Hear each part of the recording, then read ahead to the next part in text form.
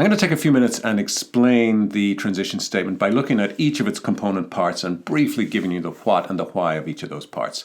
Starting with identifying the agenda item.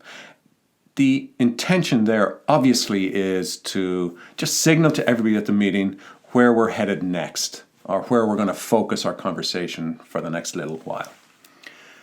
The next step is to identify who is going to be leading that particular conversation.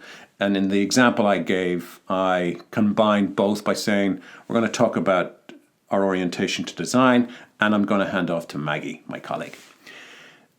In handing off to your colleague, you want to make him or her look as good as they possibly can in the eyes of the buyer.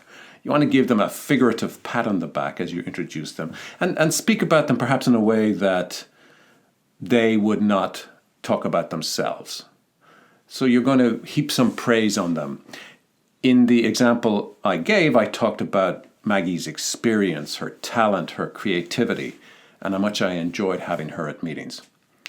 Concise, clear, to the point, and then, similarly, acknowledging something personal about your colleague. Something that can give this sort of window into human or personal connections during these kinds of meetings. The example I used for Maggie was her necklace and that she had designed it herself. Done, hand off, and off your colleague goes. There are a few benefits to using a transition statement, including that robust facilitation serves as a way to keep the audience, the buyer audience, engaged or to re-engage them.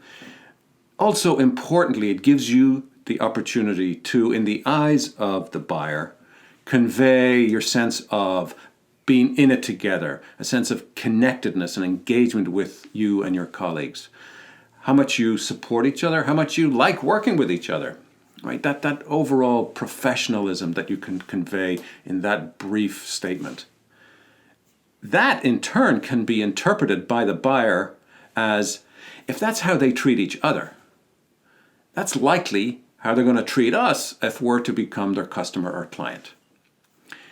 That's another point of differentiation in those meetings using tools like the transition statement. So don't forget to download the template and use it as you prepare your transition statements for your upcoming meetings.